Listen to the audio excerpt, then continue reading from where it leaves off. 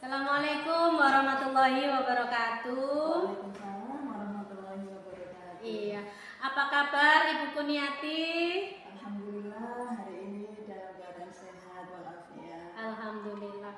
Maaf Bu Kuniati, pada pagi ini saya meminta waktu sebentar kepada Bu Kuniati untuk wawancara pada tugas CGP angkatan 10 saya ini ya Bu ya. Iya.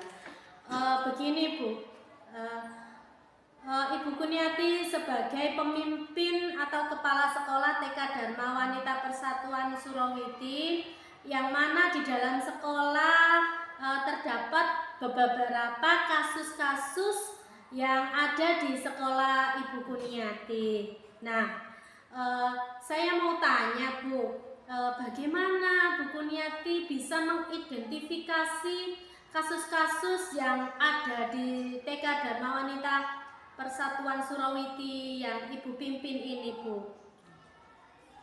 Dalam menangani kasus yang terkait dengan kebijakan itu ada 3 macam, yaitu kasus ringan, kasus sedang, dan juga kasus berat. Nah, untuk ketiga kasus ini bisa ditangani secara langsung, kemudian bisa dibicarakan dulu dan kemudian dimusyawarahkan. Misalkan ada anak yang tidak mau ditinggal ibunya ketika masuk kelas. Nah, ini kalau bisa langsung kami tangani dengan membujuk anak tersebut bagaimana agar mau ditinggalkan ibunya. Untuk yang kedua, termasuk kasus sedang, ini jika tidak mau dibujuk-bujuk, kami bicarakan dulu dengan orang tuanya. Dan ketika sudah kami bicarakan dengan orang tuanya, kok masih belum mau ditinggalkan, maka kami menangani kasusnya yang secara berat itu dengan musyawarah dengan guru lain dan juga dengan pengurus. Ya memang namanya anak kecil ya Bu ya, kadang ya tidak mau ditinggal sama orang tuanya dan minta ditunggui, itu adalah sebuah iri untuk anak-anak yang sudah mandiri itu. Kenapa dia ditunggu, ibunya boleh, dan kenapa ditinggal sendiri? Ya memang anak kecil ada yang mau, ada yang tidak ya Bu ya.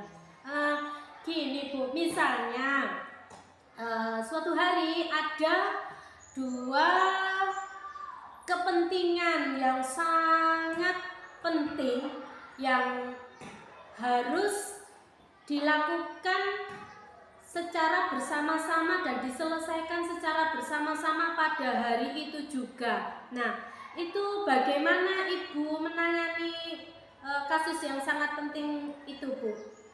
Nah, jika kita temui ada 2 kasus yang bersamaan, maka bagaimanapun juga kami tetap mendahulukan yang terpenting dahulu. Kemudian kami usahakan keduanya agar bisa terselesaikan secara bersama-sama. Iya, berarti Ibu Kuniati mementingkan yang lebih dahulu, kemudian sebisanya pada hari itu juga kasus itu terselesaikan. Ya, bagus sekali ya Bu ya. Kemudian Bu, langkah-langkah yang Ibu lakukan dalam mengambil sebuah keputusan itu seperti apa Bu?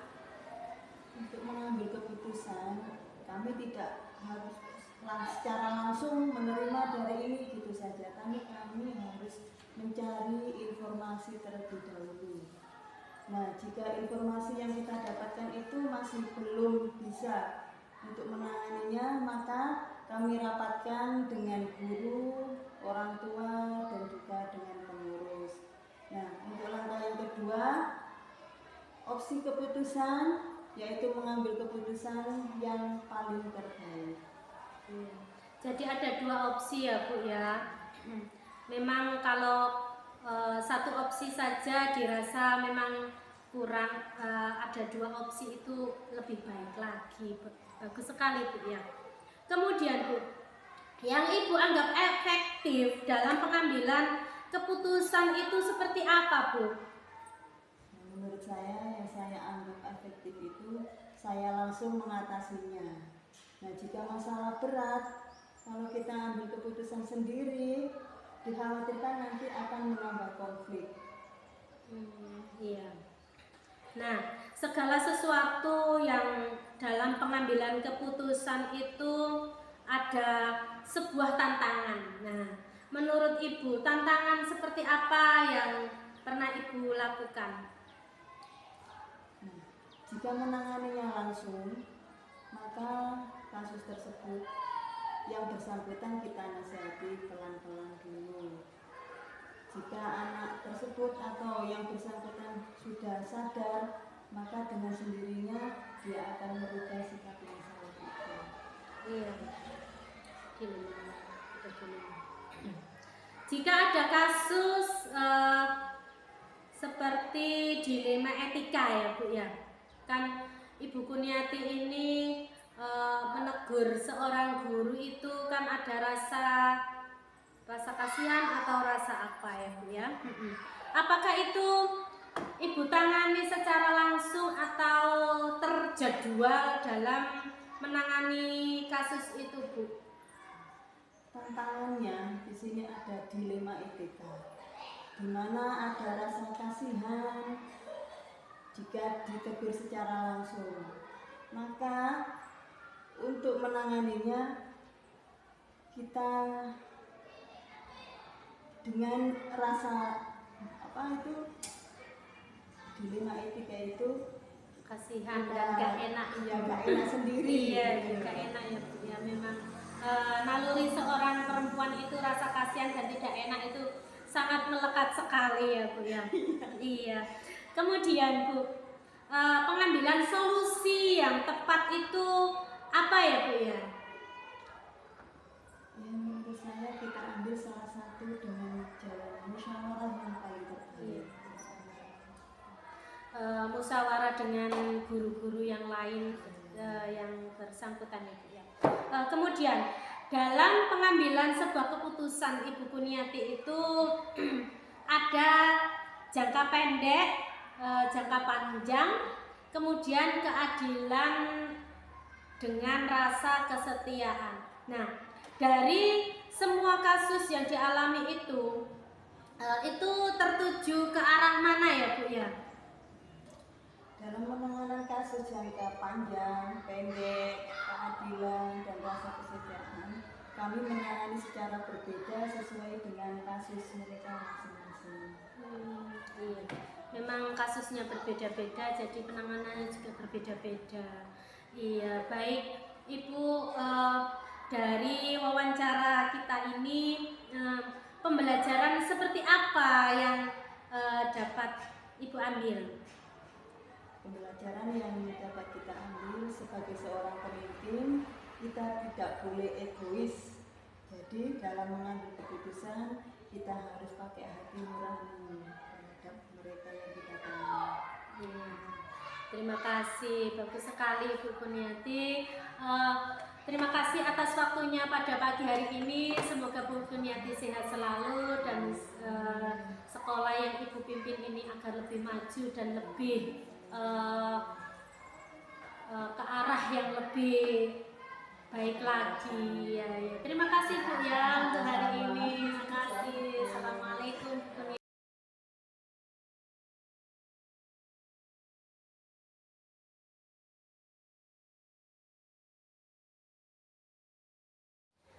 Assalamualaikum warahmatullahi wabarakatuh. Waalaikumsalam warahmatullahi wabarakatuh. Selamat pagi Bu Sofi. Selamat pagi. Iya, maaf pada hari ini saya mengganggu waktunya Bu Sofi sebentar untuk wawancara tugas saya, wawancara kepada seorang pemimpin guru TPG di Surawiti ini. Nggak apa-apa, monggo. Iya, terima kasih Bu. Begini Bu, sebagai seorang pemimpin, bagaimana Ibu bisa memutuskan segala sesuatu apabila ada anak-anak muridnya Bu Sofi itu mengalami sebuah kasus di TPG Ibu. Nah, bagaimana cara Ibu mengidentifikasikan masalah-masalah itu ya Bu ya? Kita mengklasifikasi masalah itu menjadi tiga. Iya. Ada masalah yang ringan, ada masalah yang sedang, juga ada masalah yang berat. Kalau misalnya masalah itu ringan, ya kita atasi sendiri.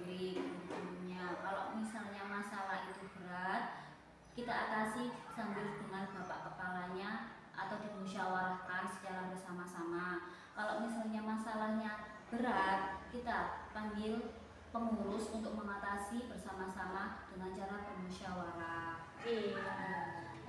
Biasanya Bu Sofi, contoh kecil itu dengan murid jenengan itu apa ya Bu ya? Muridnya itu tidak mau ngaji atau seperti apa? Biasanya tidak mau ngaji karena ke warung Oh. atau ke tempat kantin-kantin gitu, jadi dia malas untuk ngaji. Oh. Berangkatnya mau Pamit ngaji. ngaji, iya. Tapi di sana jajan terus ya. Mungkin orang tuanya kaya. Minta uangnya banyak ya Bu ya. Terus begini Bu, misalnya suatu hari ada dua kepentingan Ibu Sofi pada saat itu bersama-sama. Bagaimana Ibu Sofi itu menyikapi kepentingan tersebut itu agar keduanya bisa terselesaikan Bu? Kita dahulukan mana yang lebih penting dulu. Kalau misalnya ini, kalau contohnya sedang rapat, saya rapat IGTKI karena saya juga ngajar di TK ya. Terus juga saya sebagai kepala TPQ.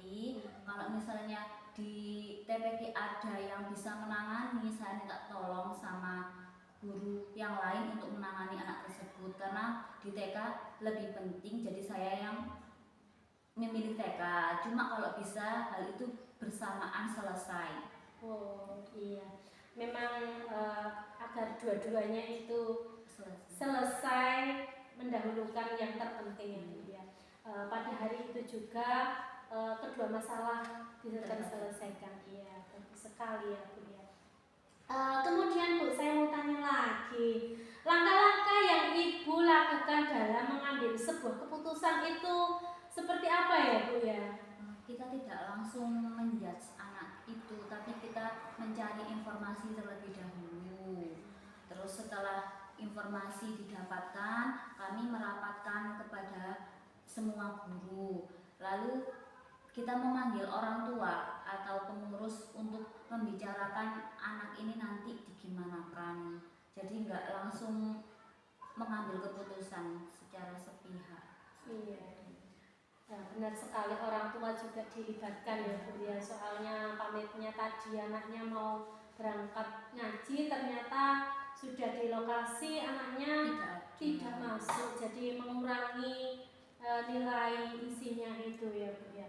Kemudian Bu, yang dianggap yang Bu Sofi anggap efektif dalam pengambilan sebuah keputusan itu seperti apa ya Bu ya? Ya, kalau misalnya kita yang mengatasi sendiri, nanti takut ke belakangnya terjadi konflik. Jadi kita musyawarahkan bersama agar nanti ke belakangnya, ke depannya tidak terjadi konflik. Iya ya Bu ya, konflik yang berpanjangan ya Bu ya. Kemudian Bu, kalau Bu Sofi langsung menangani ke siswa itu kan tidak hanya 1, 2, 3 yang terkadang yang bolos ya Bu ya. Untuk menangani pada TPQ Ibu itu misalnya ada anak tersebut itu bagaimana Bu? Ya, kita nasihati, pelan-pelan kita beritahu bahwa tindakannya itu tidak bagus dan akan menjadi pengaruh untuk yang lain juga. Tertular itu namanya. Iya, terkadang ya memang ada anak itu mengajak temannya ayo bolos seperti itu ya Bu ya. Kadang ada juga dilema untuk karena ada rasa kasihan juga. Sebagai guru kan biasanya ada rasa kasihan kepada anak. Terus jika ada kasus dilema etika, apakah langsung ditangani saat itu juga? Atau Bu Sofi itu sudah membuat jadwal waktu tertentu untuk menangani masalah tersebut ya Bu? Ada jadwalnya, jadi tidak langsung ditangani saat itu juga, tapi pelan-pelan. Iya, benar Bu ya, tidak langsung ditangani itu juga, kita juga harus sama guru yang lain tadi kata Bu Sofi itu benar sekali. Kemudian Bu, dalam pengambilan solusi yang tepat itu seperti apa ya menurut Bu Sofi itu? solusi untuk anak yang Iya. tadi diberikan nasihat, terus kemudian orang tuanya juga dilibatkan agar menasehati anaknya. Jika tidak bisa teratasi, maka kita secara terpaksa memanggil pengurus untuk menasehati anaknya agar tidak terjadi kesalahan yang sama. Iya. Dalam mengambil sebuah keputusan itu ada jangka panjang, jangka pendek, keadilan dengan rasa kesetiaan. Nah, kemudian dari semua kasus yang dialami itu, Ibu tertuju ke arah mana ya, Bu ya? Kita lebih ke jangka panjang. Iya, jangka panjang. Iya, soalnya biar anak itu tidak bolos terus ya, Bu ya. Terus kemudian setelah kita berdiskusi ini, kita wawancara ini, pembelajaran apa yang Bu Sofi ambil dari kesempatan ini, Bu?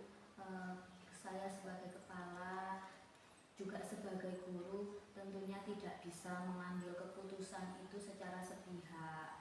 Jadi kita tidak boleh egois gitu. Jadi harus ada musyawarah dulu kepada guru-guru yang lain, juga pengurus, agar nantinya tidak terjadi hal-hal yang tidak diinginkan. Jadi maka harus diatasi dengan cara bermusyawarah. Iya, bagus sekali ya, Bu ya. Terima kasih Bu Sofi. Mudah-mudahan Bu Sofi dalam mendidik muridnya lebih sabar lagi. Ya. Terima kasih Bu Sofi atas waktunya hari ini. Monggo.